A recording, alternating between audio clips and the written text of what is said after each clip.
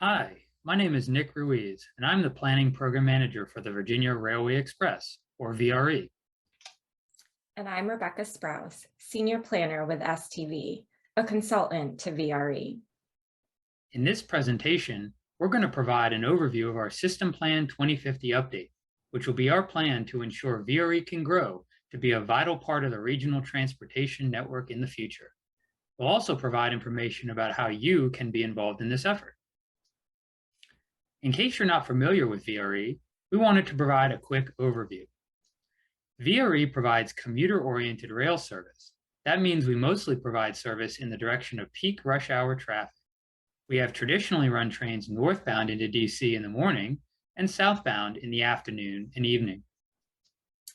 VRE operates between the Northern Virginia suburbs and the DC metro area, including Alexandria, Crystal City, and downtown Washington, DC, with two lines running parallel with the I-66 and I-95 corridors.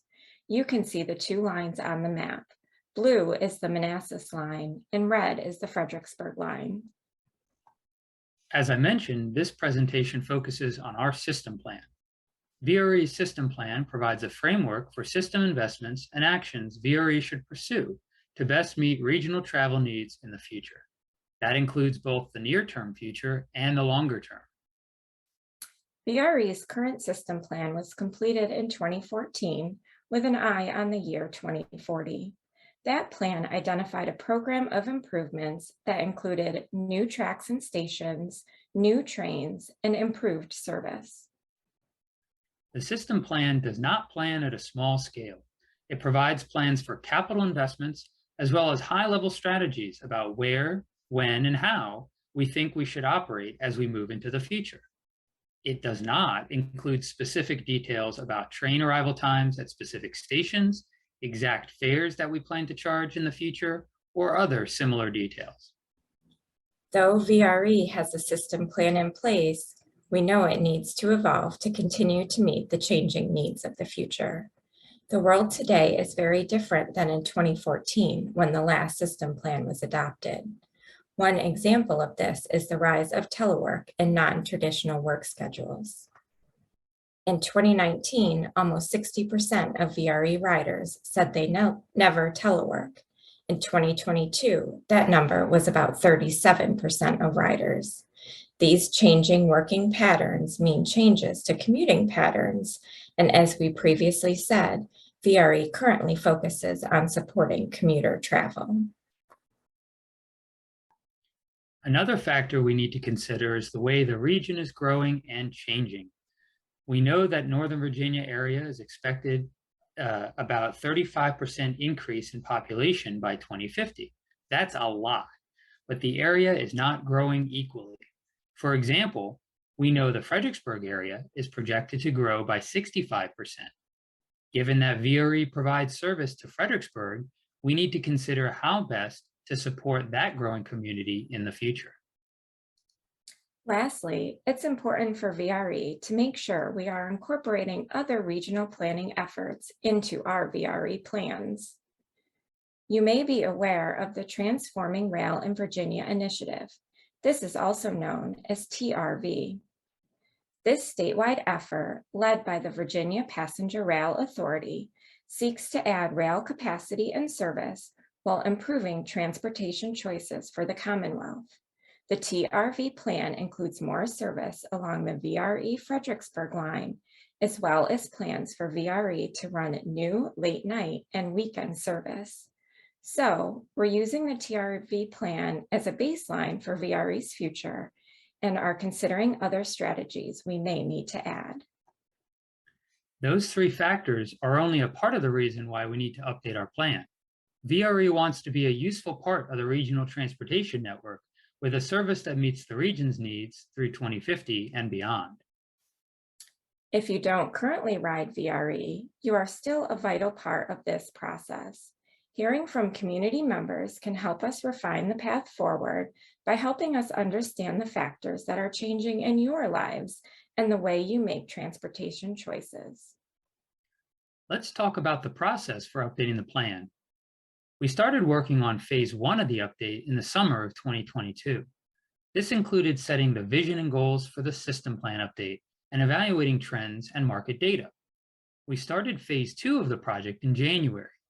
This includes developing potential future scenarios, that is, potential ways VRE service might change in the future. Phase 3 will include planning for the implementation of the preferred service scenario. VRE will be soliciting feedback throughout all 3 phases of the process through a variety of public engagement opportunities, both in person and online. We'll quickly walk through some information about each of these phases. As I mentioned, as part of phase 1, we defined a vision for the System Plan 2050 update.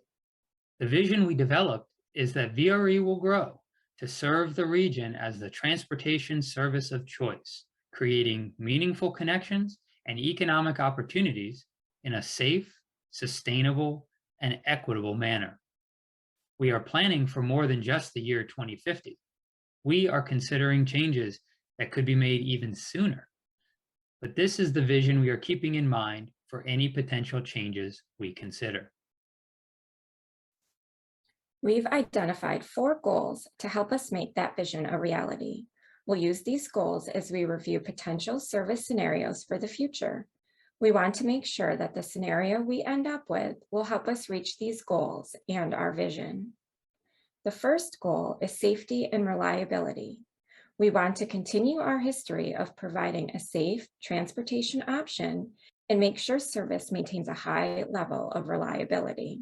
The second is market growth and financial stability, making sure that the options we're considering can help VRE grow our market as needs change, while making sure regional funding exists to help us get where we need to go.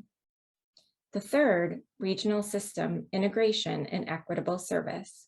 How can we make sure we provide service that all are able to use? Lastly, sustainability and resiliency, contributing to energy efficient travel and ensuring VRE can be flexible and adapt as needed. Those are our vision and goals. The other part of phase 1 of the plan update was to analyze the travel market data and ridership trends. We analyzed historic and current VRE ridership trends to better understand where we may be heading. Obviously, one factor impacting ridership has been the COVID pandemic. Ridership had a steep decline through 2020, but began to recover in 2021. As of December 2022, ridership had recovered to 29% of pre-pandemic levels system-wide. There are several other trends we've noted. We know that ridership recovery has been strongest from stations that are further away from the DC core. That's likely due to the VRE time savings over traveling by car, as well as limited transit options in these areas. We have more riders on the Fredericksburg line than the Manassas line, which may be due to several factors, including the I-66 hot lanes providing a faster option for vehicle travel from the Manassas area. We're also seeing more riders during the midweek and the least on Fridays, seemingly corresponding to general regional teleworking trends. In general, ridership continues to follow seasonal trends that we've always seen, with fewer riders around typical vacation and holiday times. One other general fact we've also noted is that most current riders live within 10 miles of a VRE station.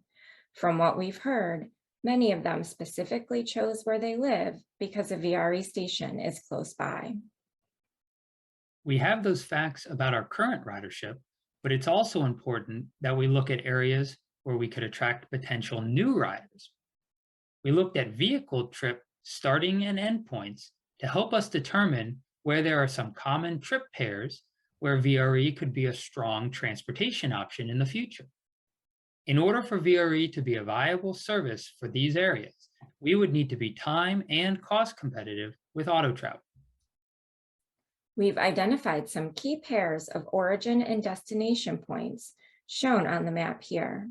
We think these are viable options for us to consider serving in the future due to the time and cost traveling within these areas. You can explore these findings in more detail in a new story map available on the System Plan website. This is what we're learning from the data, but it was also important for us to hear from current and potential riders. Last fall, VRE provided fare-free service during the Metro Blue and Yellow Line shutdown. There were many new riders during this time, so we took the opportunity to speak with longtime and new riders at our stations. We learned that new riders enjoyed using VRE and would consider continuing to use it in the future. In speaking with frequent VRE riders, we learned that they enjoy taking VRE because it is faster and more comfortable than a long car commute. Though VRE riders were happy with the service, they were also forthcoming about recommended schedule changes to allow better transfers and reliability improvements. While it was important to hear from current riders, we also wanted to learn more about regional priorities related to transportation in general. To that end, we're conducting a regional survey to learn more about the community's transportation priorities and understanding and use of VRE today. We're continuing to receive and analyze data, but we wanted to share a few interim data points that we have heard so far. One is that travel time is most commonly noted as the single most important factor when choosing a mode of transportation. Travel reliability is also frequently selected, meaning people want predictability in their travel time. We asked some questions about public transportation specifically, and we learned that many think public transportation can benefit everyone, even those who don't use it now. Overall, people are satisfied with some elements of public transit, including transportation safety and ease of purchasing a fare, but they have concerns about frequency, convenience, and wait times. In summary, we're hearing that transit can be a viable option for travel, and people want more transportation options. But we also need to make sure we adapt to the way people choose how they travel. So, how are we planning to adapt? When we are thinking about potential service scenarios, there are many factors we are considering. These include, but aren't limited to, which days we will run service, for example, potentially adding weekend service, how frequently the trains will run, how and where the trains will stop. For example, we can consider express service that may skip some stops to provide a time-competitive travel option. We consider where trains may turn around. In some cases, only certain areas may need to be served at certain times of day. We are looking at how often trains should run in the non-peak direction, potentially moving away from our currently commuter-centric schedule. We're also considering how much VRE equipment should be used. That is, how many trains might be needed, if Amtrak trains may be used, and other factors. We've looked at many scenarios for the future, considering different ways we can change these elements to meet transportation needs. One other thing I want to mention is that besides the elements we've mentioned on the previous slide, we're also considering the spatial extent of VRE service. One option is to hold the current service area, the Manassas and Fredericksburg lines, and consider ways to improve service within the current service area. This generally leads to scenarios that can be implemented in the nearer term. The other type of service scenario involves expanding the area covered. It could be an expansion of one or both of our two lines, or creating new connections to other transit providers. This might lead to concepts that need more time to implement because they involve major planning, environmental review, design, and construction efforts. In developing actual scenarios, we started with the long list of about 20 or so general concepts. Using feedback from stakeholders and an internal technical team, we narrowed that down to a smaller set of concepts. Soon, we will have our short list of more detailed scenarios. We will be discussing these with the VRE Operations Board in June, and then we look forward to getting feedback from the public in July. We expect to have a final service scenario in the winter of 2023-2024. In order to narrow down the scenarios, we need to evaluate them. When it comes to evaluating the scenarios, there are many criteria we are considering, including both potential quantitative and qualitative screening criteria. One is the physical feasibility given infrastructure constraints. Some scenarios need more new infrastructure than others. Another is capital costs for things like vehicles, track, structures, signals, and systems. We will also look at potential impacts to ridership. In addition, we need to consider how the scenarios perform with respect to the metrics we report annually to the National Transit Database. Lastly, we are considering policy metrics, how well the scenarios help us address policies related to reducing vehicle miles traveled and greenhouse gas emissions, service equity, and more. We look forward to finalizing the draft scenarios and sharing them with you. We're planning on 4 meetings in July. At these events, we plan to share a summary of what we've heard from the community so far.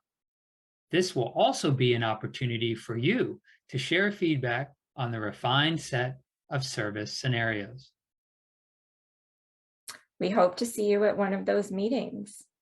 If you want to be involved now, we encourage you to complete the feedback form that is available on our project website. Input that we're getting on the form will continue to help us refine the scenarios. You can also send comments to the System Plan team at systemplan@vre.org. Thank you for your interest in this effort. We hope you'll continue to be involved with helping us plan for the future of VRE.